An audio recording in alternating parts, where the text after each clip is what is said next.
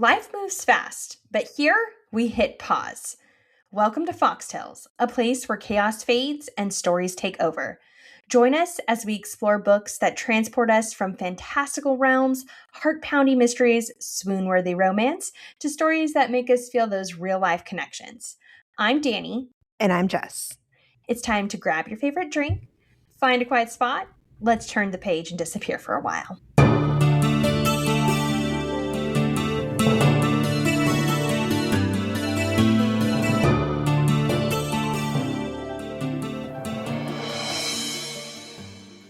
I wanted to start this episode off by going over a comment that one of our listeners said, which I thought was very interesting.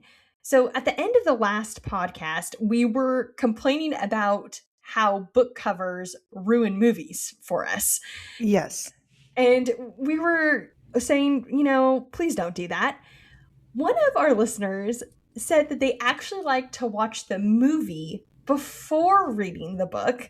No. Yes, because they said that they felt like their expectations were too high when they read a book first. And so watching the movie first, it's not as disappointing. Interesting. I agree that the expectations are really high. That is how I am. My expectations are very high, but to me the books are always better, so it's really important that the book is read first. I've never heard anyone say that before, so I thought I would share it with the rest of the world because maybe we're the only ones who have such strong opinions about this. Maybe. I would love to learn more. Yeah, I do agree that sometimes your expectations are just not quite met if you read the book first. But I have to say this probably doesn't change my approach to what I'll be doing, but that's okay. To each their own. That's okay. Speaking of expectations being met, have you listened to Sign of the Times? I did. And? I hate to be this person, but I haven't grown to love Harry Styles quite yet. I hate you. That's all right. I can live with that. Did you also watch Alien? We did watch Alien. And I have to say, I prepared myself for the worst because I know that your level of scary is much different than my interpretation of scary. And so I prepared that I would be thinking about this at nighttime and an alien would appear in my dreams. But alas, that did not happen. And we survived. And it was very good. I agree. This is why I suggested it. It is a fabulous movie. I hope you add it into your Halloween watches, maybe? I don't think it'll quite make it in there, but I will tell you this. Jeff is now on an alien kick. He has Gemini'd every resource he can learning about the movie Alien, and all day he's been bugging me to watch Alien 2. So there's a bunch of them. There's a ton. And I didn't realize this, and I don't know why, but he was reading the list of all the different Alien movies, and Alien versus Predator obviously is one of them. And why didn't I make that connection? I don't know. That's a really good question. I mean, like I said, if you could handle Predator, you can handle Alien, and they're great. Yeah, it was good. And I will say that the Alien was not as gross as what I thought it was going to be. Definitely the scenes in there for when it was filmed was a very grotesque. Yes. And I was not expecting all the body fluid splatter that happens. But it was good. It held up. The one complaint I do have is I don't love like all the strobe lighting towards the end of the movie when, we're hitting I guess the climax of the movie. That's not my favorite. I was like, what can we do without the crazy lighting? I don't love this. I get it, but you also have to consider when this was made. Sure. And it's not 2026 when that was made, so that was the best that they could do. It didn't disappoint. I'm happy we watched it. It was very good. Good. I'm glad. While I enjoyed Aliens and our sci-fi adventure and reading Project Hail Mary, it's time to do something a little bit different and cover something new.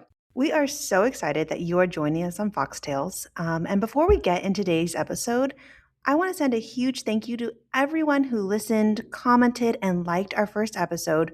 We are so grateful for your support, and we hope that you continue to join us on our book club journey. we thought that we should break down the book club format a little bit just because we know that there are some questions on how this is going to work. The way that this is going to happen is each episode, we're going to cover our current read. That is the chapters that we announced before. And at the end of each episode, we will be revealing the chapters we will cover in the next episode. So, in the title, we're also going to start adding the chapters that we cover just so that there are no spoilers. We are also currently working on an interactive website so we can create a community for all of us book lovers so that we can work and interact with one another. Something that you can have fun in your pajamas at home, and you don't have to get dressed and go to a book club with people that you might not even like. Also, as we get more into books and add to our repertoire, you're going to notice different Foxtales logos, and they're going to be different colors. The colors are going to indicate what genre we're going to be covering. So you can kind of pick and choose where you're at in your journey as we get more of these podcasts going. So if you don't like a certain genre, you could stay away from a certain color. Or perhaps you want to explore different genres like we are and kind of just getting out of our comfort zone. And we just hope that you go along on the journey with us. And whether you're interested in one specific genre or multiples, we're here. So in this episode, we're going to be starting the fourth wing, which we are so excited about. We really like it so far. We're going to be covering chapters 1 through 11 in this episode. So if you're not there yet, this is your one and only warning because there will be spoilers. Go ahead and turn the podcast off, pick up your book, and join us when you're ready. Here we go. I'm going to start off with our song of the episode first, and I chose Survivor by Destiny's Child. Please tell me you've heard this one. Oh, of course. Oldie but a goodie. Absolutely love the girl power in the song. If you have not heard the song, we really don't know how to help you other than go on to Spotify and listen to it. That's your homework. Besides reading. Yes, that's your homework. So we titled the first part of this Survival. So part 1 is all about Violet's survival. And we start off with Violet, and she is in Basgiath War College. And it's a college that is designed for writers. And we learn that she hasn't necessarily really been trained as a writer, but as a scribe. And we also learn that Violet's mom is a general. And she is not acknowledging Violet at all during her time at Basgiath, which I thought was really interesting, is that her mom holds so much power, and yet she refuses to acknowledge her daughter. I think that it is strange. I will give you that. There's no way that our mom would send us off to some college and then ignore us. Right. That just wouldn't happen. But I think that General Sorngel is just so much more focused on her political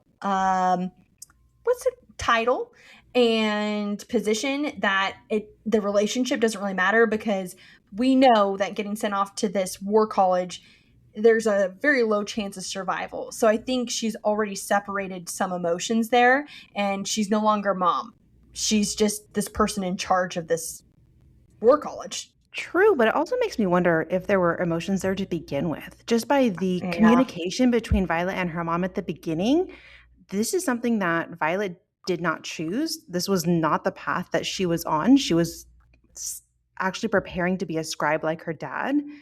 And her mom very much shifted that into her own agenda.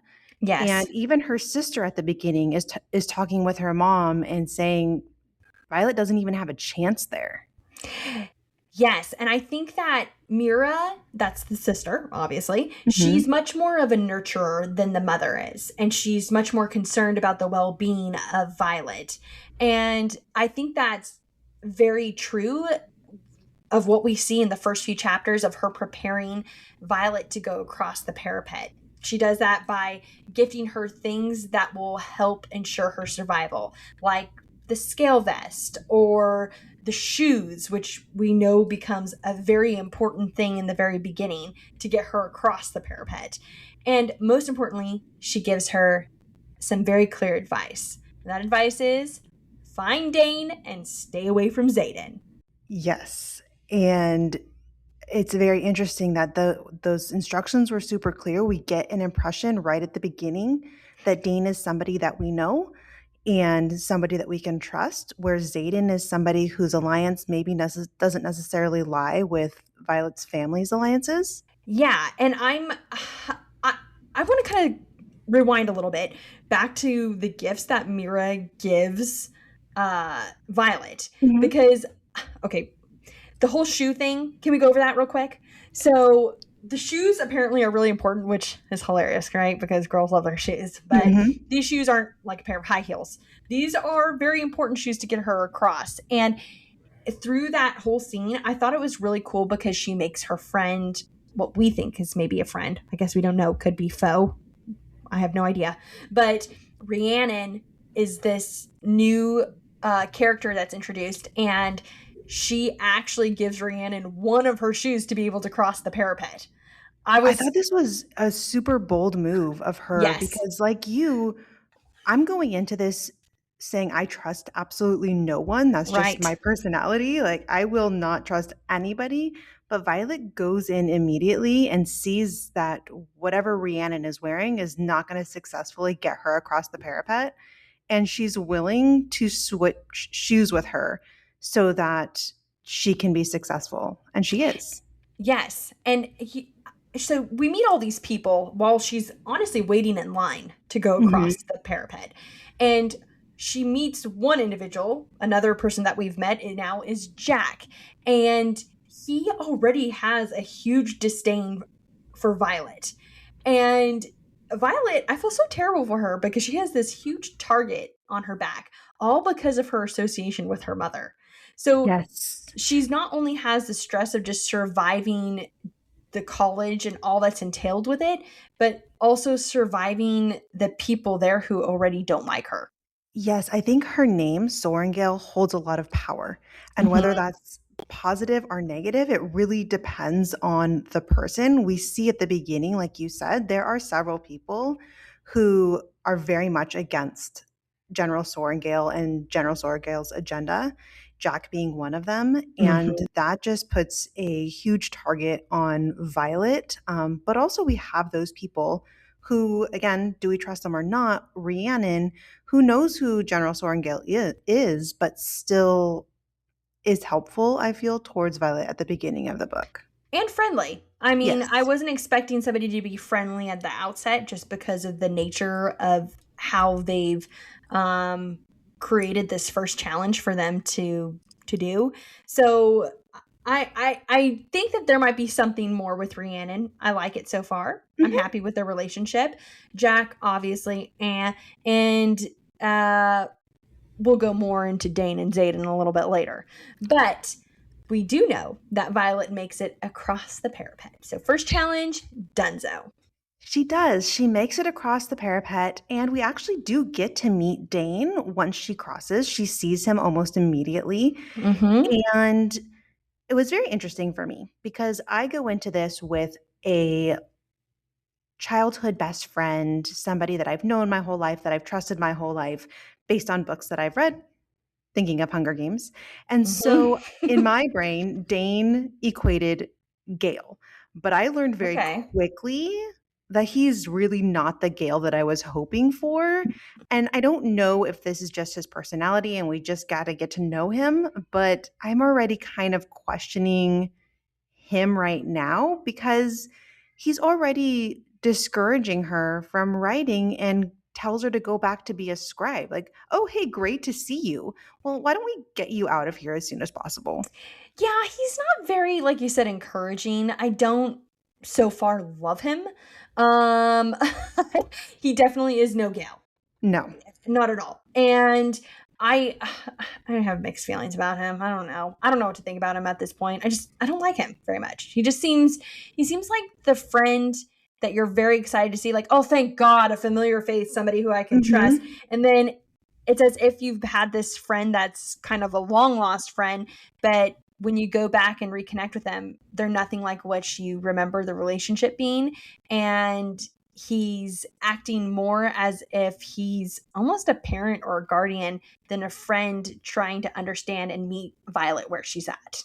Thinking about it though, it also makes me think that he is a second year. So he's Mm-hmm. been there, he's done it, he's experienced it. So maybe his talks with Violet is really out of concern for her because he already knows what to expect and as a first year. I think he has no faith in Violet. I'm just gonna say it. I don't love him, and that's okay, right? Like he might Absolutely. change. Like He I might said, change. he's not a Gale, but maybe he will change. He actually accepts Rhiannon and Violet into his squad really quickly, and like encourages them to join. Well, tells them that that they are going to be a part of his squad. But our friend Xaden ensures that that doesn't last very long. That's correct. I probably shouldn't like Xaden, right? But I do. I do at this point. I like Xaden. Just I like Xaden. I think that What about him do you like? he's very mysterious.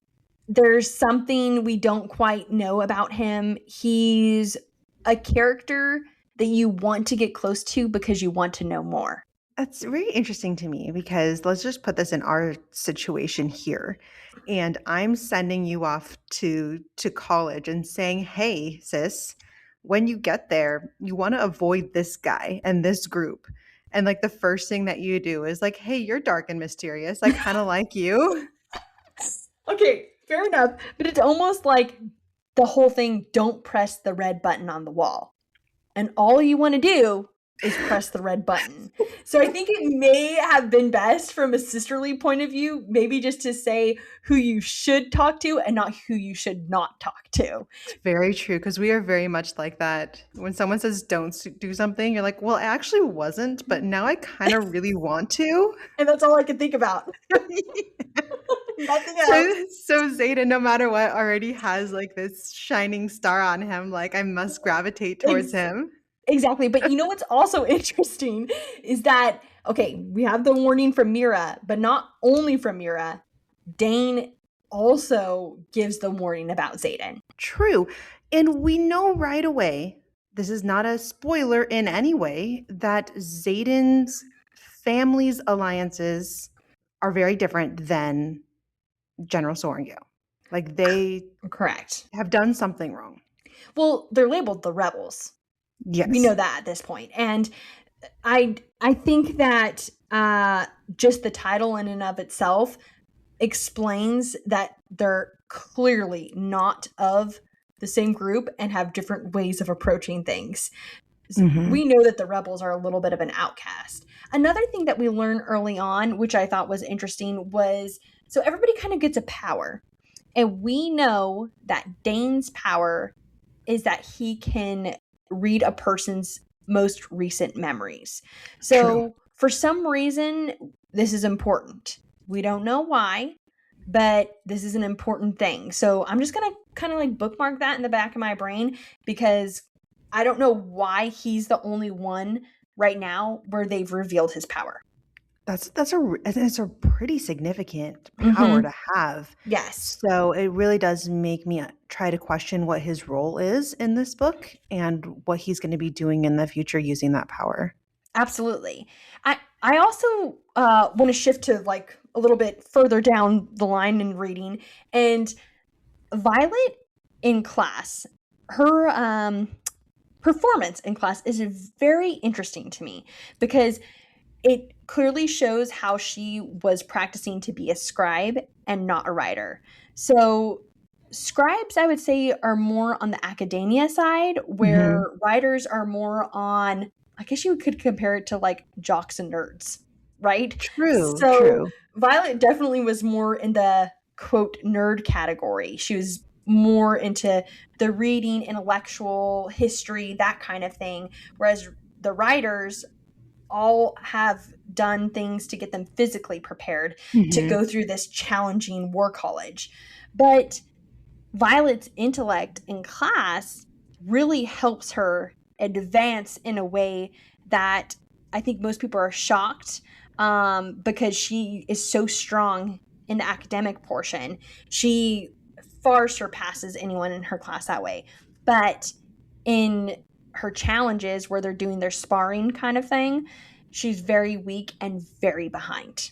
Yes, and she gets injured so easily, and, Mhm. Yeah. even on her very first spar in the gym, she's very injured. Yes. So, after this injury, guess who shows up?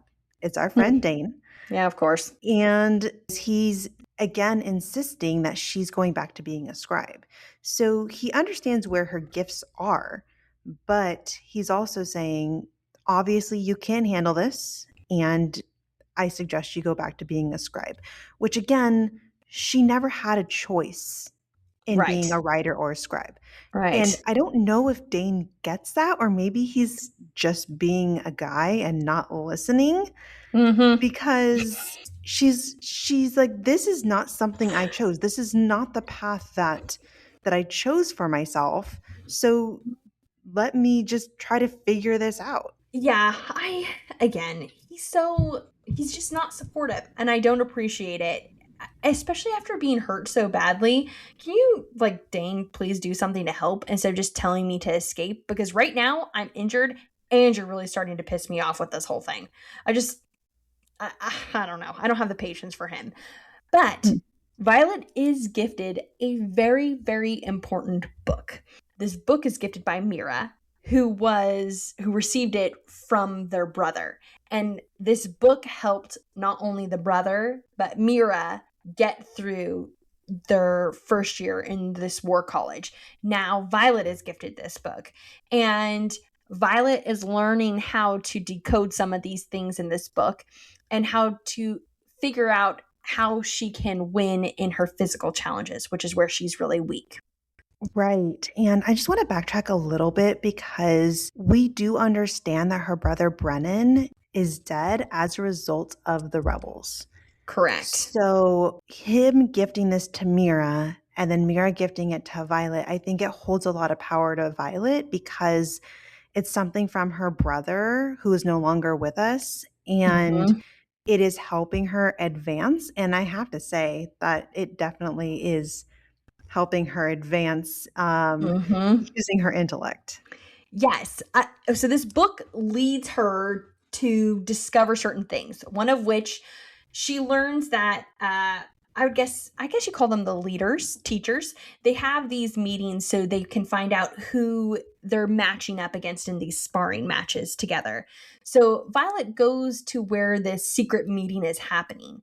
But while she's there, she sees multiple things happening. Mhm. One of which is definitely, the leaders deciding who's going to be matched up with whom, but she also runs into Xaden and a whole bunch of rebels, which we know rebels aren't allowed to gather. And I think it's groups larger than 3, if I'm correct. That sounds right. Yeah, and so she realizes though, as she's hiding in this tree, that the rebels aren't really doing anything wrong. They're kind of just hanging out, giving advice to new writers. And after they leave, she knows that she's in a compromised position because if the Correct. rebels see her listening in, it's not going to look good. And Right. she's way outnumbered. They don't like her because of her association with her mom. So she's trying, obviously, not to make a scene. But of course, none other than Xaden spots her. And I was a little nervous at this part, I'm not going to lie. I think it's important to note that nobody else realized that she was there. Hmm. But after they all left, Xaden makes it known that he has in fact realized that she is there. Do you think it has to do anything with his powers? Maybe he's a shadow wielder. We know that. Huh. What does that mean? I have no Yeah. idea what that means. Maybe he can figure out like a shadow, like somebody's shadow when it's nearby. I don't know. Huh. But maybe it's part of his powers that he's able to sense that she's nearby. Okay. All right. Well, anyway, she's in this kind of predicament, I'll call it. And Violet just goes off and tells Xaden, look, bud, don't worry. I don't plan on reporting your little secret meeting. Now, I'm kind of convinced she's not doing this just out of fear. The way that I read it was that she truly really didn't have an intention of telling anybody, not because it was out of fear of her losing her life or whatever. I think that she might be seeing something beyond uh, what has been told to her. I don't know. Maybe, but I also have to think of it in the fact that Xaden is a pretty significant rebel. His parents Yes. are responsible for Brennan's death, Right. and perhaps giving up uh, or putting him in a compromising position or revealing that he has been in a compromising position could be detrimental for her in the future just because, like you said, she's outnumbered. Yeah, absolutely. After all this meeting, though, they kind of just walk away at this point. They Yeah, agree I'm to a not going to say truce. anything. Let's walk away. Yeah, it's a truce. We're walking Mhm. away. We're gonna hope that they both keep the secrets, because also Xaden has a secret on her now. Why is she hanging True. out in a tree, kind of listening? True. But Violet has learned who she's going to be paired against in one of her challenges. But Violet has a special skill, and that skill is she is able to study people and learn their habits, what they do, and through their habits and her knowledge of who she's being paired with, she takes up some light poisoning. I love how she uses these skills to her advantage, and she puts herself in a position in a job where she's at like the breakfast service area. Yes. And so it's very easy for her to just put a little something in people's food and make sure that she has the upper hand when it comes to the sparring gym. No big deal. Like I said, light poisoning. She's not lethal at this point. No one's a dead. They little, just, you a little, know, little sickly. right. It seems a little bit to go unnoticed. I How know. how come every single time she's in a sparring gym with somebody, something happens and yet nobody's saying anything? Oh, I would be totally taking note. Oh, I yeah. I'd be like, okay. We would be like, "I need to meet with you right now because I'm noticing something." I'd be like, tell me what your secret is. Because I also suck at this sparring and I need some help. How can you help me? Once again, our dear friend Xaden is very observant and he notices the poisoning that's going on. But for some reason, he also agrees to keep this a secret. Now, very important in my mind. Why is the leader of the rebels also keeping a secret for Violet? So they have this truce going on, but they each have something on each other. Very which could be detrimental to Mhm, either one of them. mhm. So why? Why are they doing It's this? very interesting, especially in these just first couple chapters, what's building here, Mhm. and there's definitely tension building. Dain continues to disappoint. He Uh-huh. continues to tell her that she's not good enough, Mhm. and it's irritating now to the point where I'm over Dain already, and you're obviously not Gale. You're giving me more PETA vibes, and I'm done with you. Okay, real quick, I was just thinking about, okay, who does Dain remind me of? And I hate to say this, but if you're a Gilmore Girls fan, you'll totally understand. Dain is Dean. He's safe Yes! and boring. And Xaden is Jess. And we Yes! all love Jess and Gilmore Girls. I don't know if And everybody does. I we know that do. there's Dean fans out there, but I'm not one of No, them. no, he's so boring. He's He's like, annoying. well, honestly, he's kind of like, I guess what most people would describe as like the perfect guy in No, Gilmore he's not. Girls, but it's Jess. Come on. She belongs with Jess, and Jess is like 10 times hotter anyway. Yes, yes. But Okay, okay, that's my little comparison that I've got going on in my own mind got besides it. Hunger Games. So there you go. Okay, okay. But at this point, we're now moving on to our next challenge, which is the gauntlet. And am I saying that right? Gauntlet? Gauntlet, yes. Okay. And Violet admits to Xaden that she doesn't think that she has enough strength to get through this next challenge. And he responds in a very unique way, which is you need to be more creative in how you approach survival through the gauntlet. And I think that gets Violet's wheels kind of turning. Like, okay, maybe it's not just a physical challenge. This is a mental thing too. How can I use my brain to get me out of this challenge? True. And again, the vulnerability that she has with Xaden, Yes. knowing his past, it's so interesting to me, and it really does make me question where each of their alliances are, because I'm feeling for both of them that it's really not with their families, and that they're kind of creating this alliance with one another and this agreement with one another because they are being very vulnerable with each other, Mm-hmm. which is Agreed. interesting. And I do appreciate the advice that he gives her because she is able to use her smarts to realize that she can survive the gauntlet in a very creative way. And she does so by using ropes and daggers Mm-hmm. and her knowledge to get through this next challenge. And she does it. She 100% does it. And she gets through the gauntlet, which is hurdle number 2. Massive hurdle, though, because people have died already at this point. A lot of Mm-hmm. people. They A do a lot. death toll like every day Yes. and kind of let you know, oh, sorry, they're gone. Even in during their practices, they're sparring, going across the parapet, there's just a list of names. Gauntlet, somebody dies there too. And she's now overcome these really significant challenges. But right after she gets past this challenge, she is met with none other than an accusation by somebody who's a dear friend of Dain named Amber. And she thinks or expresses to everyone that Violet is cheating. We learn through Dane's character throughout this that he is a very by the book person Yes. and he follows the rules. This is how it goes. And Amber is the same way, which is why they're friends.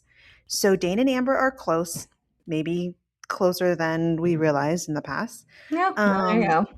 but she's immediately accusing Violet of cheating and saying that she's not following the rules and that she's not going by the book. And this is where Violet's brains actually get the upper hand because she's able to like prove that she is not cheating and that she has legitimately passed the gauntlet.